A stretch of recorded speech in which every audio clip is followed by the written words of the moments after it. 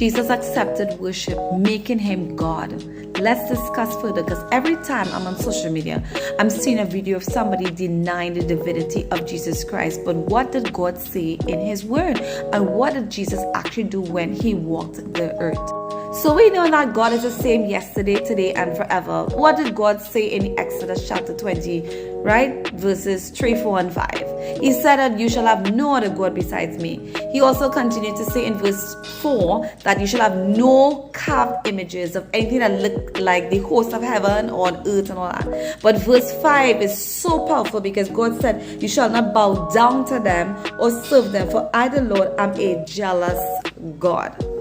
And you will find this repeated throughout scripture, how God feels about any worship other than worship towards himself, because he alone is God. So we see in 2 Kings chapter 17 and verse 35, it says, the Lord made a covenant with them, that's Israel, commanded them, you shall not fear other gods or bow yourselves to them or serve them or sacrifice to them. So we know that this is how God feels about worship.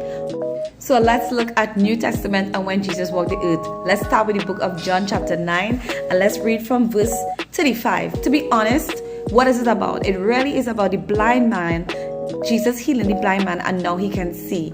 And they would have cast him out, and Jesus would have found him afterwards, and Jesus would have presented himself to him as a son of man.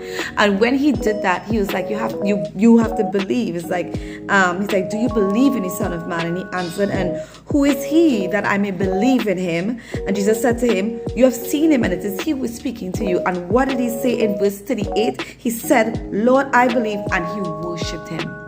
He worshipped him. Jesus accepted worship from the blind man.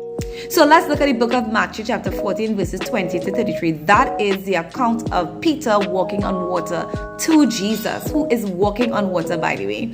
And in there, his faith would have dwindled, and he would have started to drown, and Jesus would have hold him. Now, when they entered back onto the boat, of course, his disciples are seeing all this. What did verse 32 tell us? And when they got into the boat, the wind ceased, and those in the boat worshipped him, saying, truly, you are the Son of God.